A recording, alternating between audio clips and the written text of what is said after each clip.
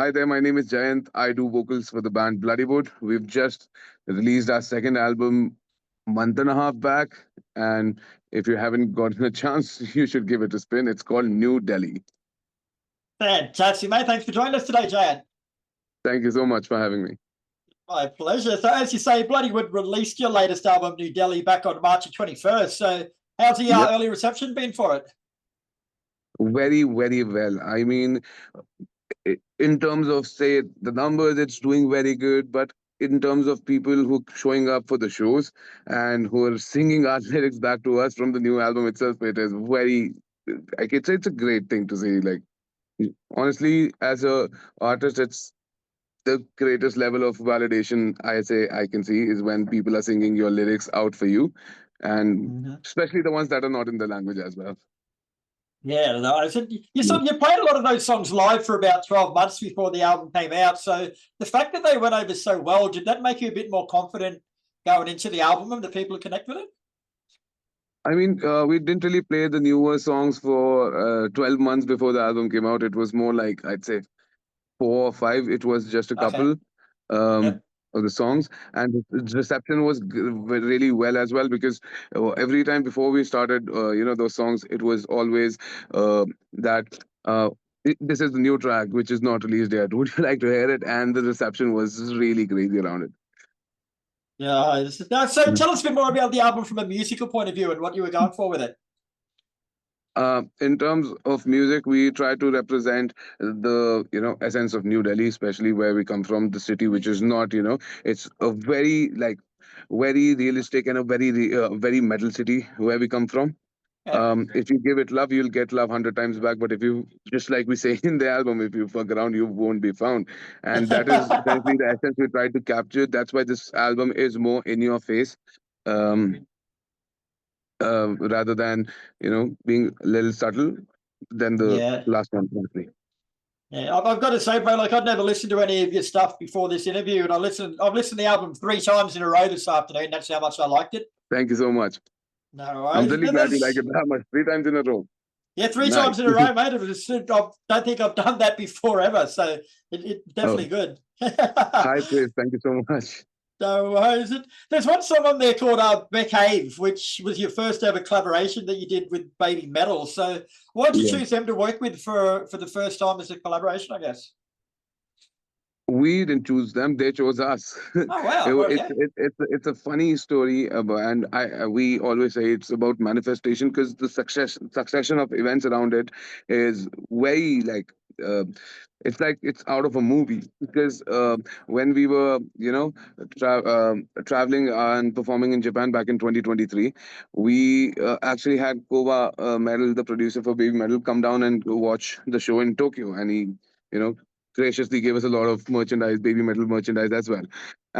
Then when we were, working on this record, Karan had already finished the instrumentals around it. Everything like the production in terms of instrumentals were done, and me, Karan, Raoul, we were working on lyrics and how we gonna structure the vocals around the song itself. Just a lot of back and forth of ideas and demos.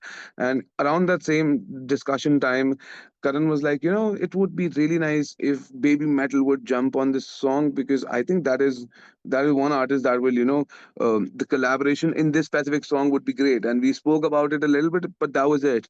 And 2 days later, Karan actually received a message from Koba Metal that, hey, we should work on something. And Karan was like, I've got the perfect song for Wow. you.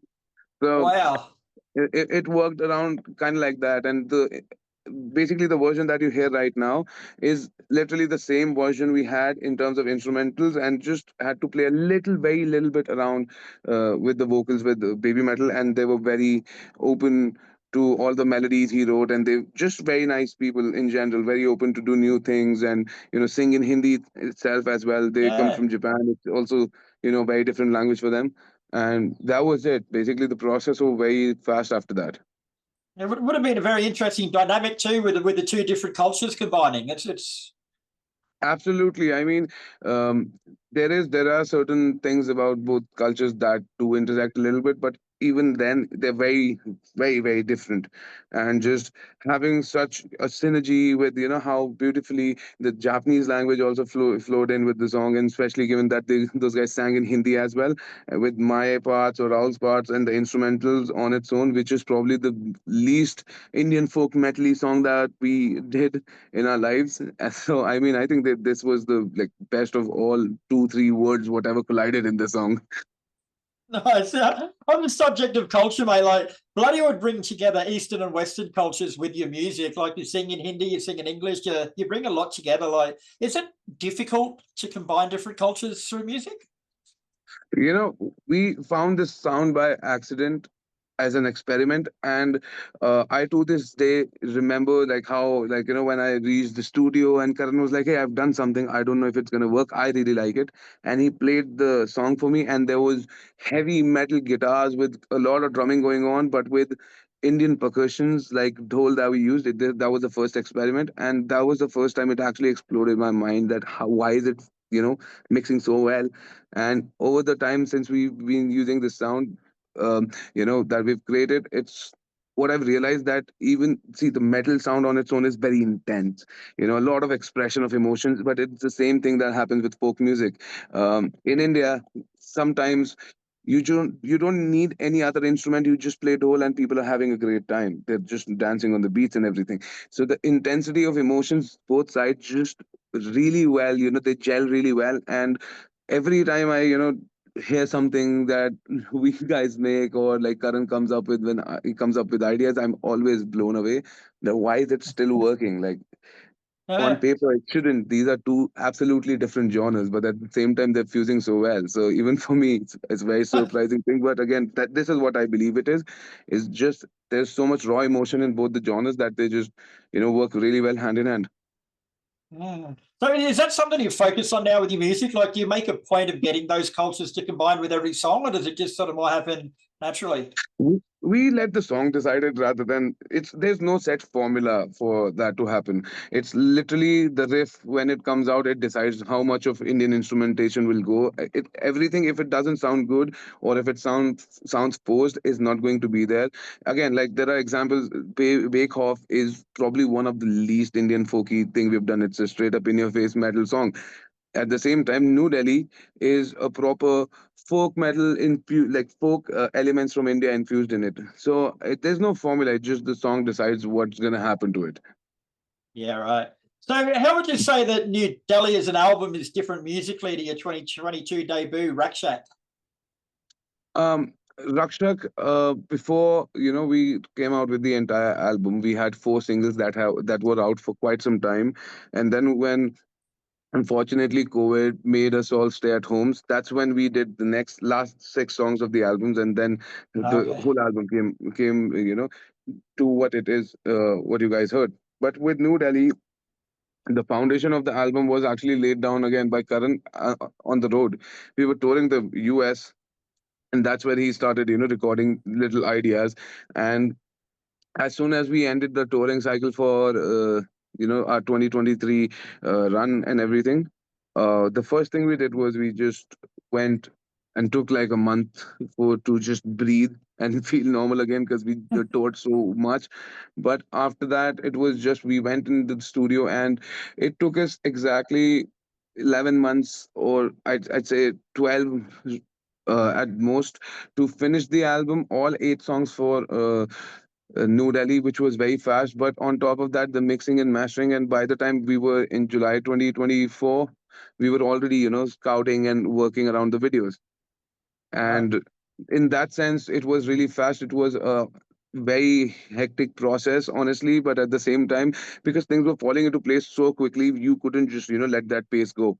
And this is Yeah. the thing with us, we would rather have quality than quantity. We don't want to churn out music mindlessly if that doesn't make sense. If you're not happy with what we've made, it's just not going to get out. uh, No. and for New Delhi, that's what happened. Things were falling in place really fast, and just it was like as if something has taken over us and we just making music. Yeah. Yeah, nice. Now you mentioned the term folk metal a few times yourself, and it comes up a lot in the press releases, mate. But I know it's hard to classify your genre because you got so much going on, but folk metal doesn't Yeah, really seem to me to come. Like, if I read folk metal, I wouldn't listen yeah. to your band. But after listening to your band, it's a hard one to describe, isn't it? Because you can't really sit in any one genre. Yeah, that is true. The reason we go ahead with folk metal is the bracket that was first introduced to us. When we started doing this, they were like, oh, we were put in that category, but we generally used to just prefer the term metal itself. Mm, And there was one thing that I used to send, and I still say to this day, is that it is basically metal tikka masala. It's like Indian cuisine. It's like Indian cooking. It's if you have ever tried Indian cooking, you'd know it's literally art on its own. I yes. see that art happening every day in the country because it's in